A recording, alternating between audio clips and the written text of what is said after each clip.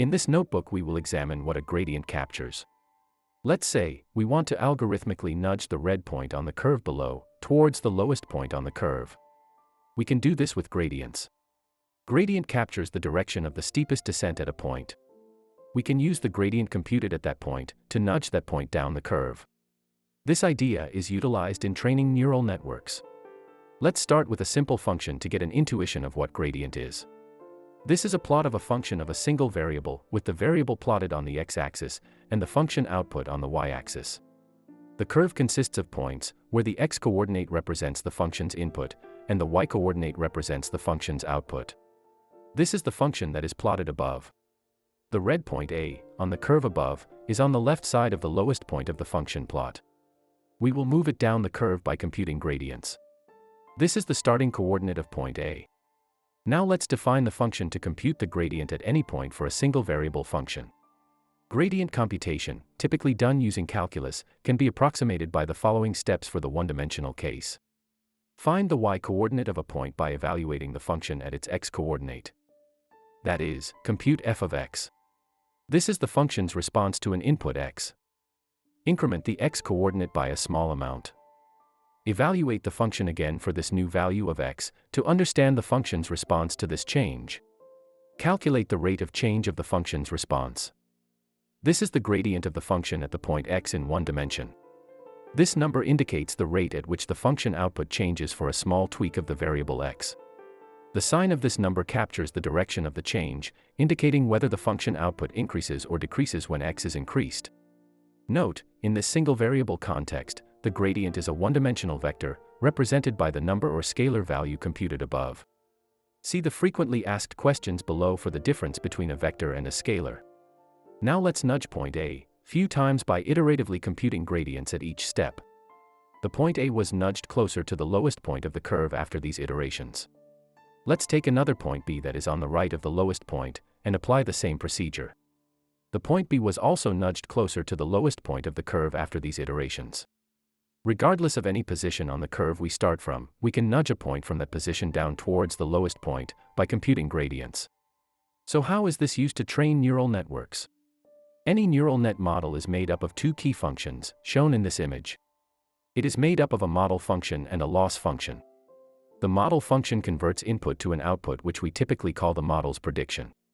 For example, a model may convert the image of a dog to a single number 1 or 0. A model's function is made up of tweakable numbers or parameters. The values of these numbers determine if the model outputs a 1 or a 0 for a specific image. The second key function is the loss function, which takes the model's prediction as input and compares it with the ground truth, largely labeled by humans. The loss function outputs a single number that captures how far off the model's prediction is from the ground truth label. The goal of training is to reduce this value. So it comes down to, what do we tweak in the loss function to reduce the loss? To answer this question, let's note that the output of the loss function depends on both the predicted label and the ground truth label. The predicted label is the model function's output. So the loss function is dependent on the model function and the ground truth label. The ground truth label is a constant. We don't want to change that. So the only way to reduce loss is through the model function. Clearly, we don't want to tweak the input image to the model function either. That is the training data for the neural network. We saw above, the model function is made up of tweakable parameters. So we can tweak the model parameters to reduce prediction error. That is exactly what we do. We use the loss function output, which is the prediction error, to tweak the model parameters and reduce the error. Gradients help us tweak each model parameter to reduce the prediction error. The learning approach for any neural net model can be approximated by a simple procedure without using calculus. First, send an input through the model. That is, compute f of x. Then send the model output to the loss function. This is a single number. Let's call it e1. Bump up a model parameter by a value h. Send the same input again through the model. That is, compute f of x again with the bumped up model parameter setting. Then compute loss again for this tweaked setting. Let's call this value e2.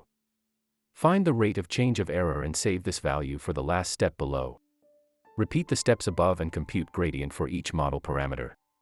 Now let's take all the saved gradients we computed with respect to each parameter and subtract them from the corresponding model parameter. Repeat steps above for each training input. Note, in the real world, we do this efficiently using calculus. Also, this approach has several significant drawbacks, beyond mere inefficiency, which we will revisit later.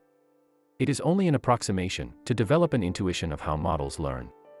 We will examine how it is actually performed in a future notebook.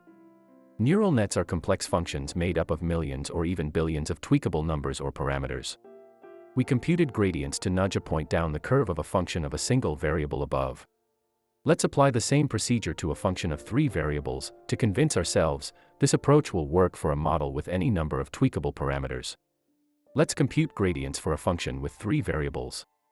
Our objective, as before, is to figure out how to tweak these variables so that the output of the function decreases. To figure this out, let's start by examining how these variables individually affect the function output. We are first going to change these parameters individually by a fixed value h, and see how the function responds. When we changed variable a, by adding a tiny amount h, the function output went down a little. So increasing variable a decreases the output.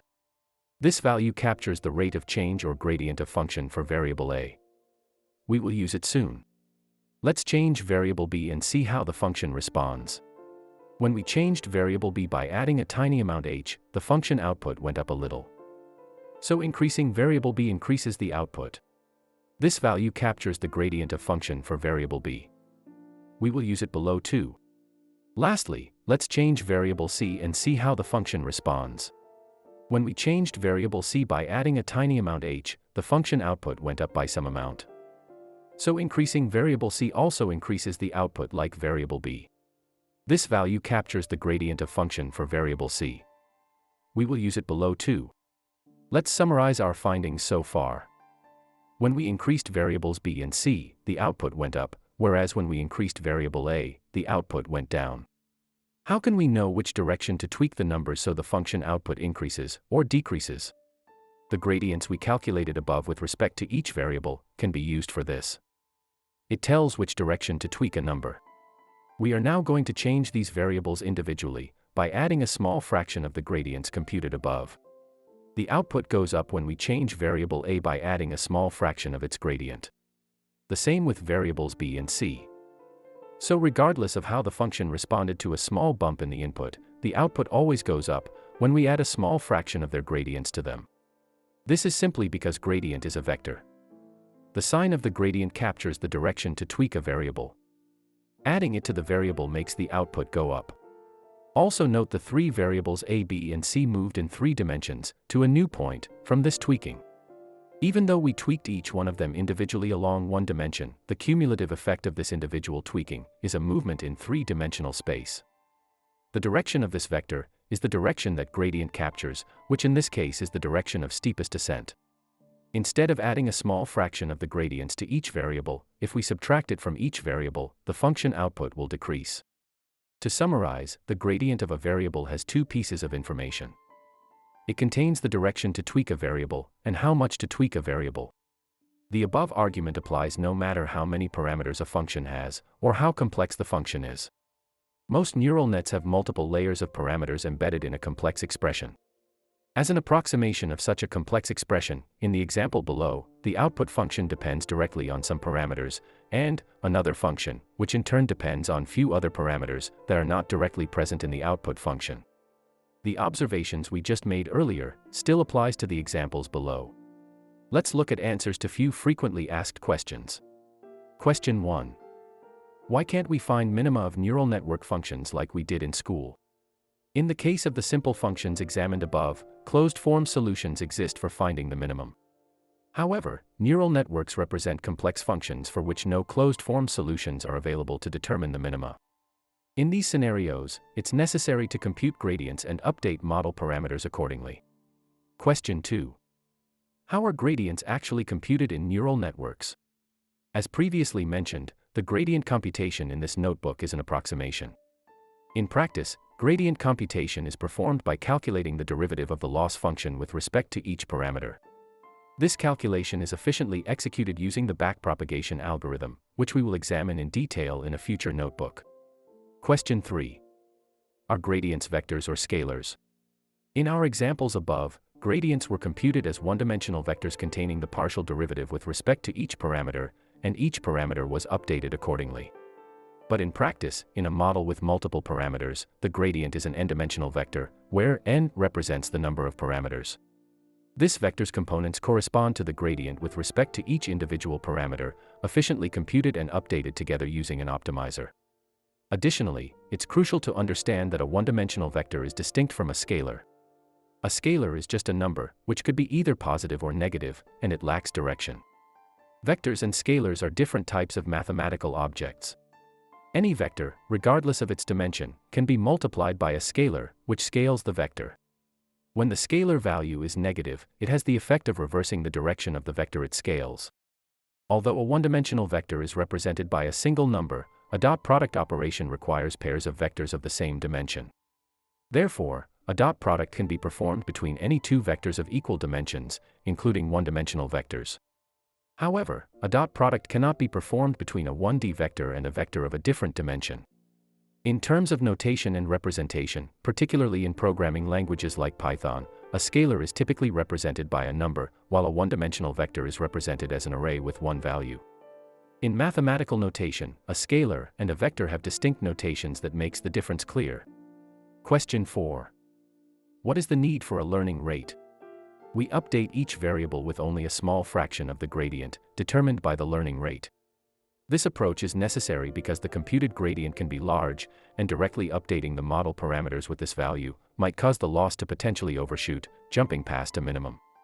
In practice, the fraction of the gradient used to update a parameter can vary, depending on the parameter and the optimization algorithm being used.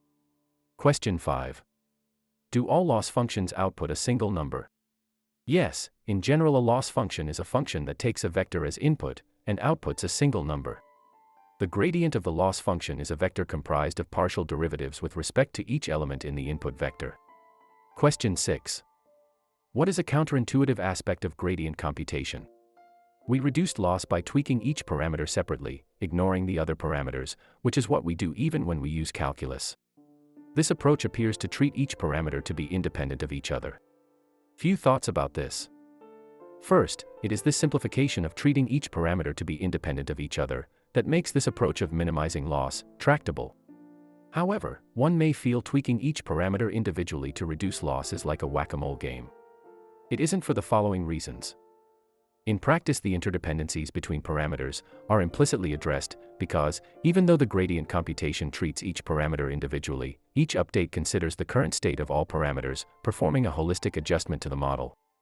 Also, in practice the model loss is computed, not just for one input, but for a batch of inputs. The computed loss is the average loss for a batch.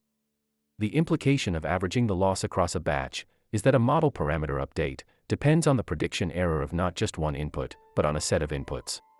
This can smooth out the effect of an outlier input, or the impact of an input with a wrong ground truth label. An example of a wrong ground truth labeled input is the image of a cat, wrongly labeled by humans as dog. Also, the interdependencies across parameters are implicitly addressed across iterations. For instance, certain optimizers use different learning rate values for each parameter, based on several criteria. This implicitly addresses the interdependencies among parameters. There are a host of other techniques that directly or indirectly mitigate the potential whack-a-mole effect that may arise from treating each parameter separately when computing loss. We will examine them in future notebooks. Some of these are techniques like regularization, momentum, dropout, batch normalization, ensemble methods, etc.